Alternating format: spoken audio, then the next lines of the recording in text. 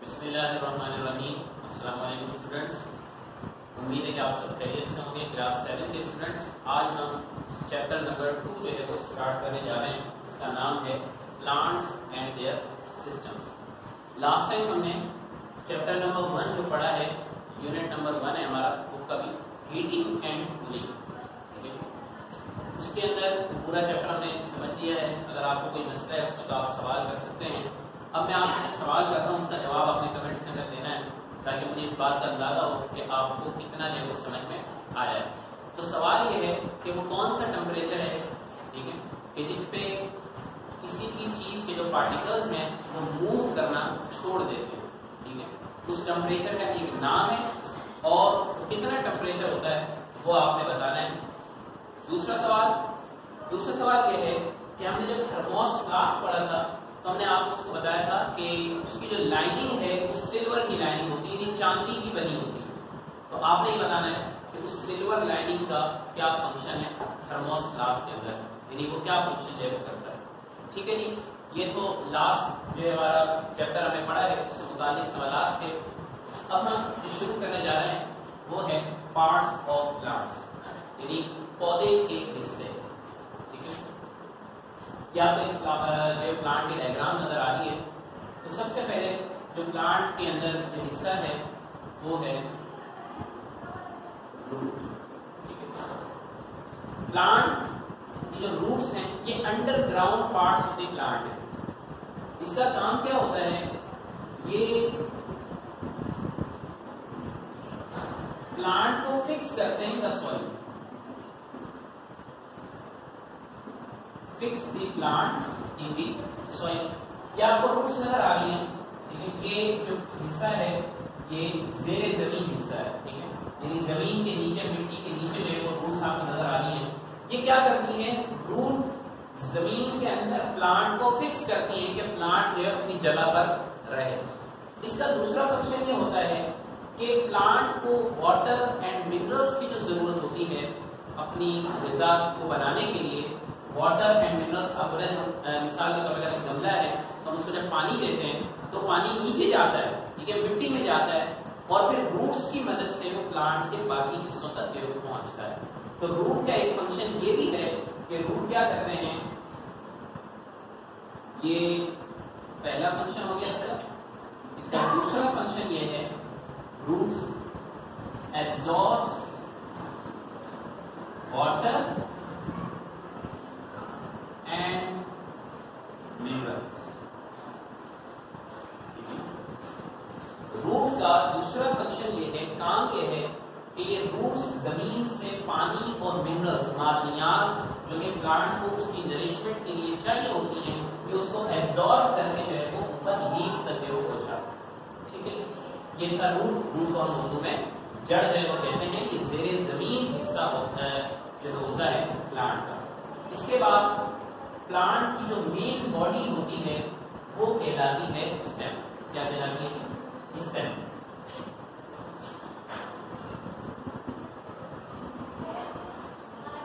Stem जो है plant की मेन बॉडी है, स्टेम जो है प्लांट की मेन बॉडी है। इसी के ऊपर लीव्स और ब्रांचेस होता है, यानी ब्रांचेस और लीव्स को जो पार्ट होल्ड किए हुए हैं वो कौन सा है, वो स्टेम, ठीक है। तो स्टेम क्या है, प्लांट्स मेन बॉडी, ठीक है, प्लांट्स मेन बॉडी। इसका फंक्शन क्या है, अब मैंने बात की कि रूट जो है वाटर एंड मिनरल्स को एब्जॉर्ब करती हैं, पूरी बॉडी तक पहुंचता है।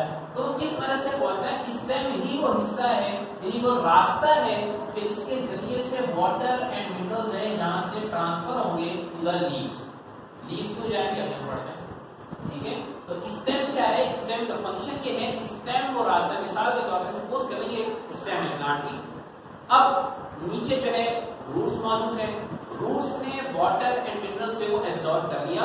अब उसको ऊपर पहुंचना है, लीव्स तक, पत्तों तक जाना है, तो वो रास्ता जिसमें वो ट्रैवल करके लीव्स तक पहुंचेगा, वो रास्ता कौन सा रास्ता है, वो स्टेम का रास्ता है, ठीक है।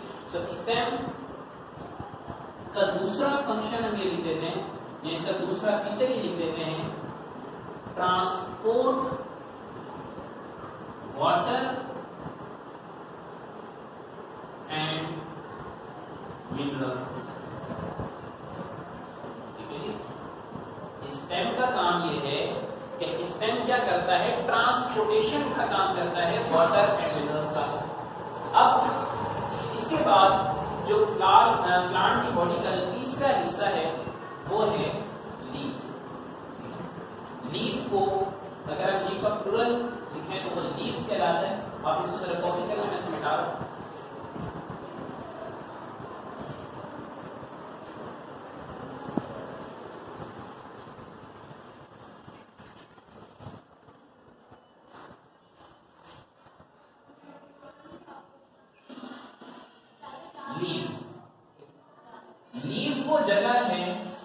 लीव्स वो जगह है जहां पर प्लांट की ग़िज़ा बनती है, पौधों की ग़िज़ा जहां बनती है उस हिस्से का नाम है leaf.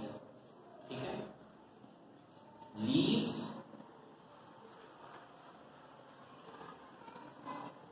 Makes food by photosynthesis. पत्ते क्या करते हैं, पत्ते प्लांट की ग़िज़ा बनाते हैं।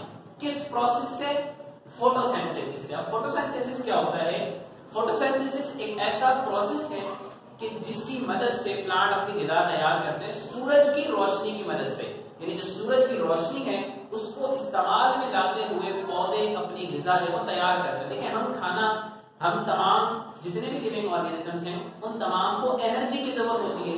अब मुझे एनर्जी की जरूरत है तो मैं खाना खाता हूँ, ठीक है, मेरी बॉडी के अंदर खाना नहीं बनता, फूड नहीं बनता, लेकिन मैं बाहर से जो टेक करता हूँ। लेकिन प्लांट की बॉडी के अंदर खुद ही फूड बनने का जो अमल होता है, इस अमल का नाम है फोटोसिंथेसिस। तो मैं इसका जो डेफिनेशन है वो भी लिख देता हूं। Photosynthesis process by which plants make their food with the help of sunlight।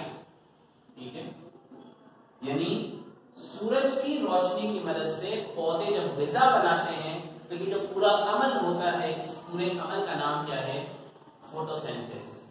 ठीक है, हमने रूट्स देख लिया, स्टेम प्लांट की मेन बॉडी का जो फंक्शन है वो देख लिया, लीफ का फंक्शन देख लिया। ये आपको नजर आ रहा है बर्ड्स। बर्ड्स क्या होते हैं,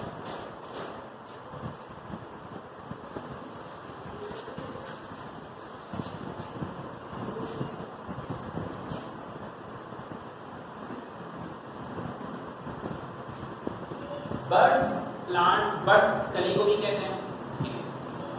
फूल बनने से पहले कली बनती है, जो बंद फूल होता है उसको हम बर्ड कहते हैं। बर्ड को हम कैसे डिफाइन करेंगे, बर्ड वो जगह है जहां से ग्रोथ स्टार्ट होती है। ठीक है, तो मैं इसको कैसे लिखूंगा, बर्ड्स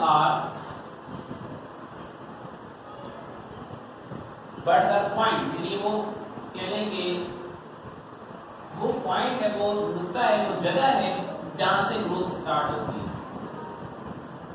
वेयर ग्रोथ स्टार्ट।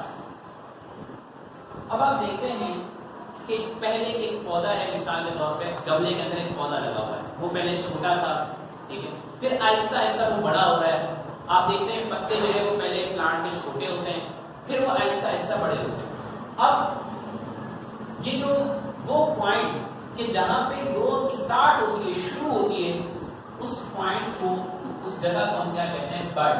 ठीक है, मिसाल के तौर पे अभी एक लीफ जो है यहाँ पर मौजूद है, इसके बाद यहाँ से लीफ निकला, दूसरी जगह से लीफ निकला, तो ये जो जगह है जहां से अभी लीफ निकलना था, ये जगह क्या कहलाती है, ये जगह कहलाती है बर्ड।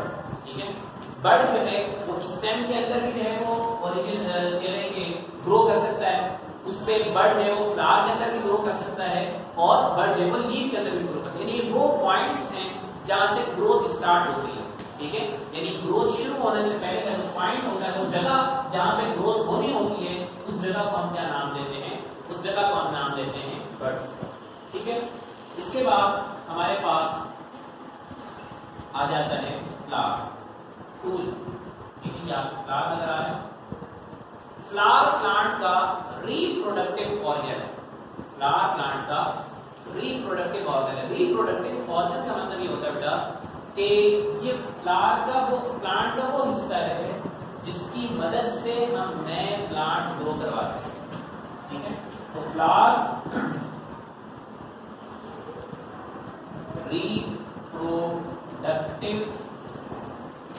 ऑर्गन, ठीक है, ऑफ प्लांट, ठीक है। यानी ये वो हिस्सा है फ्लावर जिसकी मदद से एक प्लांट से हम दूसरा प्लांट ग्रो करवाते हैं with the help of reproduction. Reproduction एक ऐसा प्रोसेस होता है जिसकी मदद से अपने ही जैसा एक नया ऑर्गेनिज्म जो है वो पैदा किया जा सकता है। तो ये था पार्ट्स ऑफ प्लांट्स। अब मैंने यहाँ पर रिप्रोडक्टिव ऑर्गन लिखा है, तो ये जो बाकी पार्ट्स ऑफ प्लांट्स हैं, रूट, स्टेम, लीफ और बड, ये पार्ट्स क्या कहलाते हैं? ये पार्ट्स कहलाते हैं वेजिटेटिव पार्ट्स। क्या कहलाते हैं जी? ये पार्ट्स कहलाते हैं वेजिटेटिव पार्ट्स। यानी वेजिटेटिव पार्ट्स कौन कौन से हैं? रूट, स्टेम और लीव्स। इसमें बर्ड्स भी आ जाएंगे, इसलिए कि बर्ड ही वो जगह जहां से ग्रोथ स्टार्ट होती है, तो बर्ड ही ग्रो करते हैं फ्लावर के अंदर, स्टेम के अंदर या फिर लीफ के अंदर। तो ये वो पार्ट्स हैं जिनको हम अपने ग़िज़ा के तौर पर भी लेते हैं, वेजिटेबल्स के तौर पर भी लेते हैं, लिहाजा हमको क्या कहते हैं? इनको हम वेजिटेटिव पार्ट्स कहते हैं। अब ये था पार्ट्स ऑफ प्लांट्स। अभी हमने प्लांट के पौधों के जो पूरी बॉडी है उसके हिस्से देख लिए कि रूट क्या होता है, स्टेम क्या होता है, लीफ क्या होता है और फ्लावर क्या होता है। इसके बाद अब हम जो है वो इसके टिश्यूज के बारे में जो है वो इंशाल्लाह ताला हम अपने नेक्स्ट लेक्चर के अंदर पढ़ेंगे। और जो सवाल मैंने आपसे पहले चैप्टर के रिलेटेड किए हैं उनके जवाब आपने जरूर देने हैं। अब आपसे मुलाकात होगी इंशाल्लाह कल। अल्लाह हाफ़िज़।